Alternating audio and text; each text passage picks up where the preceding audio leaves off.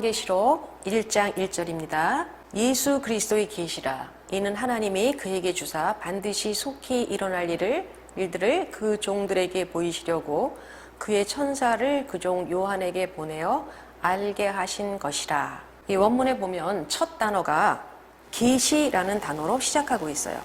자, 계시라는 단어로 시작하고 있는데 이 보면 이 요한계시록의 제목이라고 할 수 있어요. 이게 절대 주격이라고 해서 주격으로 되어 있는데요. 보통 이제 책의 제목 같은 것을 말할 때 이렇게 절대 주격으로 표현을 합니다. 이게 책의 제목인데 책의 제목이 우리는 이제 요한계시록이라고 하는데 원문에서는 예수 그리스도의 계시를 제목으로 잡고 있는 것을 볼 수 있어요.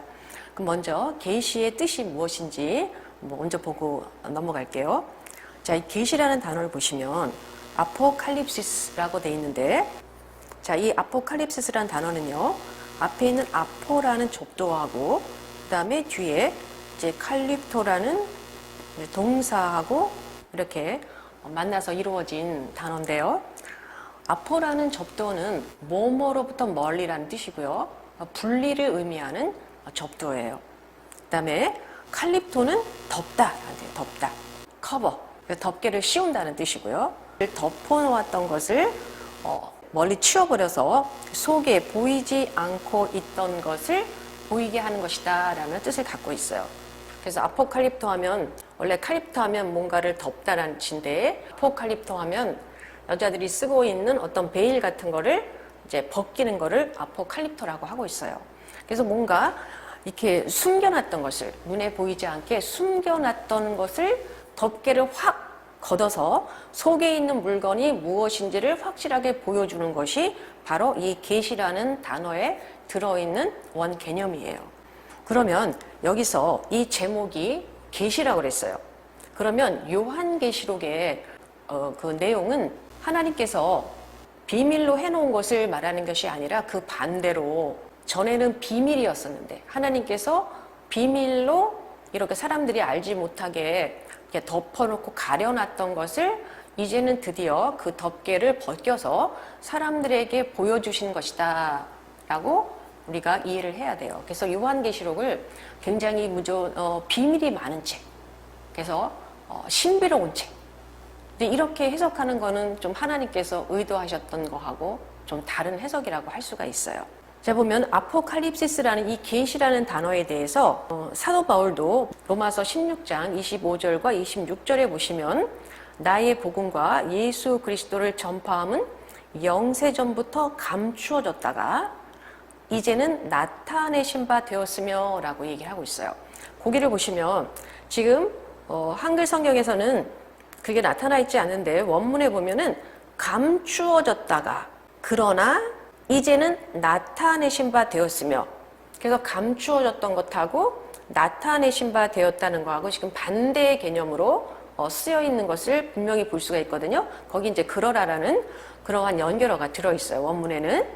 근데 실제로 보면 원문에는 이렇게 표현되어 있어요. 이게 하나의 이렇게 문장으로 동사로 이렇게 한글에서는 해석을 했는데 원문에 보면 카타 아포칼립신 미스테리우라고 돼 있어서 그것을 원문을 그대로 문자 그대로 해석을 하면 비밀의 계시를 따라 이렇게 돼 있어요. 그러니까 비밀이라는 단어하고요, 이 계시라는 단어가 지금 반대 개념으로 사용하고 있는 걸 볼 수가 있어요. 비밀은 하나님께서 가려놨던 걸 얘기하고요. 가려놨던 거. 사람들이 잘 알지 못했던 것을 얘기한다면 그것을 이제는 사람들에게 그것을 덮고 있던 것들을 다 벗겨서 사람들이 잘 볼 수 있도록 보여주는 것이 아포칼립시스, 계시라는 단어예요. 우리 성경에서는 나타내신 바 되었다고 해석이 되어 있는데요. 거기에 쓰이는 나타내신 바 되었으며가 사실은 아포칼립시스, 계시라는 단어를 쓰고 있어요. 그러니까 이제 계시라는 단어를 생각해 볼 때에 우리가 좀 잘 생각해야 되는 것은 우리가 마치 요한계시록을 볼 때 그냥 비밀이 많은 책으로 생각하면 안 된다는 거죠. 하나님께서는 그전에는 비밀로 두셨었어요. 알려주지 않으셨어요. 왜요? 이게 마지막 때에 될 일들을 얘기하고 있는 책인데요. 그것을 우리에게 잘 가르쳐 주시지 않으셨는데 이제는 그것을 또 덮개를 확 벗겨서 그 속의 내용, 하나님께서 이제 미래에 행하실 일들에 대해서 다 우리에게 보여주시기를 원하신다는 그 뜻이 여기 담아 있는 거지. 계시라는 단어에.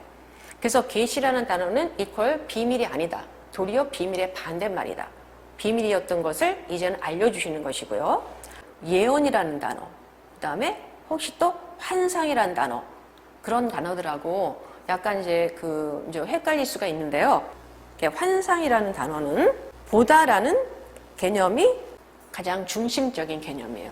그러니까 여기에 이제 보이는 거예요. 보이지 않았던 것을 그냥 어떻게 보면은 자연적으로는 보이지 않는 것을 이제 보여주시는 거죠. 환상이라는 개념 속에는요, 보여주는데 그 보여주는 것의 뜻이 무엇인지를 그것을 본 사람이 이해를 했는지 또 해석을 할 수 있었는지 그런 거에 대해서는 얘기하지 않는 것이 환상이라는 단어. 그냥 눈에 보여진 것이 중요한 거예요.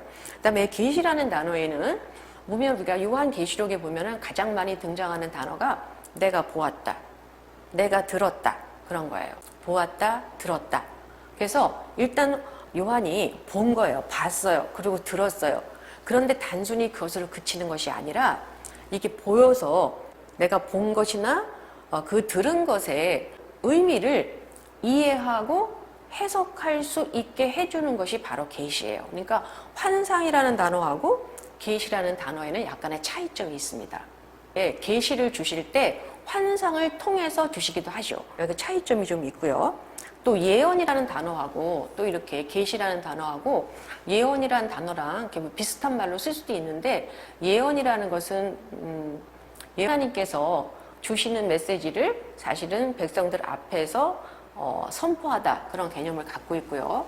이제 많은 경우에 있어서 장래에 되어질 일들에 대해서 하나님께서 백성들에게 어떤 메시지를 주시는 것이기 때문에 장래의 일에 대해서 말을 할 때도 많지만 그러나 전혀 장래의 일을 얘기하지 않을 때도 예언이라는 단어를 쓰고 있는 것을 성경에서는 볼 수가 있어요.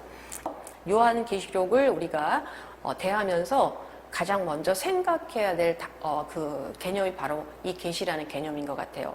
하나님께서는 요한계시록을 우리가 했으면 해석하기가 굉장히 좀 약간 난감한 그런 책인데요. 왜냐하면 그 속에 상징들로 이렇게 가득 차 있기 때문에 우리가 이제 접근하기가 되게 힘들어서 특별히 보통 사람들은 요한계시록에 대해서 해석하는 것에 대해서 굉장히 두려움을 갖게 되고 이제 어려워하고 그리고 뭔가 특별한 또 계시를 또 특별히 받은 사람의 도움을 받아서만 요한계시록을 이해하고 해석할 수 있다는 생각은 조금 다르게 생각해야 될 것 같아요.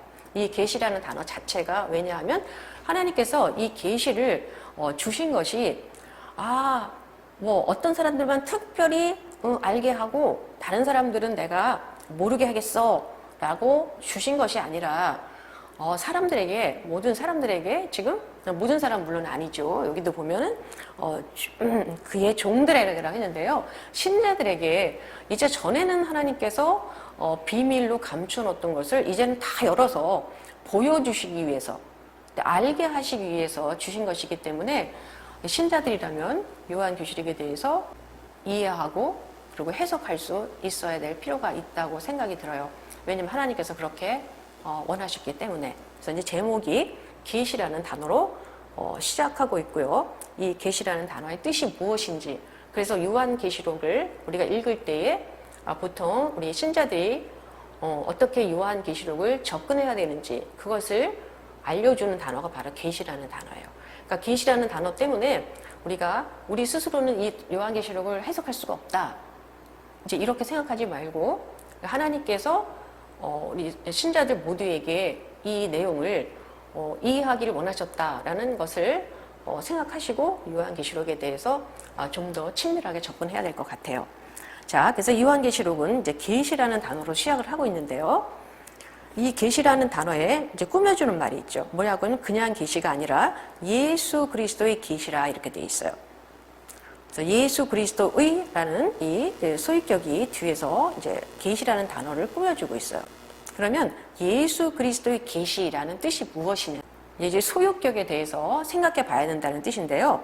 그럼 도대체 예수 그리스도의 계시 그러면 무엇을 생각하게 되나요? 예수 그리스도의 계시.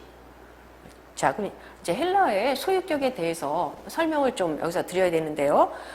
헬라어의 소유격은 이제 이런 경우에 두 가지로 해석이 가능해요. 하나는 예수 그리스도가 주신 계시다. 이렇게 해석을 할 수가 있고요. 자, 두 번째는 예수 그리스도에 대한 계시다. 그래서 계시의 내용은 즉 예수 그리스도다. 이렇게 해석할 수도 있어요. 이게 첫 번째, 예수 그리스도께서 주신 계시다라고 하면 소위 말해서 주체의 소유격이라고 하는데요. 예수 그리스도께서 그 계시의 주체가 되신다는 거예요. 계시, 알려주신다는 뜻이잖아요. 보여주신다는 뜻이잖아요. 예수 그리스도께서 보여주시는 계시다라는 뜻으로 해석하는 게 소위 말해서 주체의 소유격이라고 하고요. 두 번째, 예수 그리스도에 대한 계시라라고 해석하게 되면 그것은 우리가 보통 헬라 문법에서 이제 객체의 소유격이라고 얘기를 하고 있어요. 그럼 여기서 이것이 예수 그리스도께서 주신 계시냐?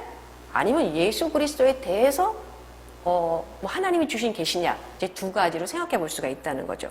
그럼 여기서 이제 결정을 하지 말고요. 이제 뒤의 내용을 본 다음에 이 앞에 있는 예수 그리스도의 계시가 무슨 내용인가를 이제 나중에 결정해 보도록 할게요. 자, 그 뒤를 이어보면 예수 그리스도의 계시라고 해놓고 행하고 나오는데 이거는 관계대명사예요. 그래서 결국 뭘 얘기하냐면 계시를 얘기하는 겁니다. 근데 이제 목적격으로 돼 있어서 계시를 이렇게 해석할 수가 있어요. 하나님이 그에게 그래서 그는 누구겠어요? 이게 이제 대명사인데요. 대명사로 표현할 수 있는 것은 앞에 한번 어떤 일반 명사라든지 고유명사가 있어야지만 대명사로 이제 표현할 수가 있어요. 대신 표현하는 거니까요. 그러니까 누구를 얘기하냐면 당연히 예수 그리스도를 얘기하는 거죠. 그래서 하나님이 예수 그리스도에게 에도케나면 주었다예요. 주다라는 동사의 과거형입니다. 그래서 주었다. 과거예요. 과거. 그래서 하나님이 계시를 그리스도에게 주셨다고 돼 있어요. 아, 그러고 보니까 여기에 있는 예수 그리스도의 계시는 예수 그리스도가 주신 계시라고 하면 안 되겠구나. 요거 한번 그렇게 생각할 수도 있어요. 왜냐면 하나님께서 그리스도에게 주셨다고 했으니까요. 그건 또 나중에 좀 생각해 보기로 하고요. 여기 절 먼저 생각해 봐야 할 것은요. 이 주셨다라는 이 동사예요. 계시를 하나님이 예수 그리스도에게 주셨대요. 그러면 하나님이 예수 그리스도에게 계시를 주시지 않으면 예수 그리스도는 이 내용을 알지 못했다는 뜻이 되죠. 어떻게 그런 일이 있을 수가 있죠? 어떻게 예수 그리스도께서 이 되어질 그 내용들에 대해서 이 요한계시록에 기록된 내용들에 대해서 예수 그리스도가 알 수가 없었다는 거예요. 근데 하나님께서 그의 계시를 주셔서 알게 됐다는 뜻이잖아요. 그러니까 어떻게 해석해야 돼? 자, 그러면 우리가 이제 성경 한 구절을 볼게요. 마가복음 13장 32절을 보면 이렇게 되어 있습니다. 그러나 그날과 그때는 아무도 모르나니 하늘에 있는 천사들도 아들도 모르고 아버지만 아시느니라 이렇게 되어 있어요. 자, 그러면 그때 그 아들, 하나님의 아들인 예수 그리스도도 그날과 그때를 몰랐다고요. 성경에 말씀하고 여기에 이 하나님이 그에게 이제 계시를 주었다는 내용이랑 이렇게 연결을 해보면 우리가 어떤 해석을 할 수가 있냐면 인간으로 오셨던 예수님은 하나님의 아들이긴 하셨지만 완전한 인간이셨기 때문에 어떤 인간의 연약함이라는 한계 속에서 사셨던 거예요. 그래서 그때에는 그 마지막 날에 되어질 일들에 대해서 그날과 그 시에 대해서 예수님 자신도 알 수가 없었습니다. 그런데 예수님께서 부활하셔서 승천하셔서 지금 하나님 우편에 계신 지금은 예수 그리스도께서도 당연히 그 앞으로 되어질 일들 그전에는 알지 못했다고 말씀하셨는데 그것들에 대해서 당연히 알 수 있게 된 거죠. 여기서 그것을 하나님이 그에게 계시를 주셨다고 표현하고 있어요.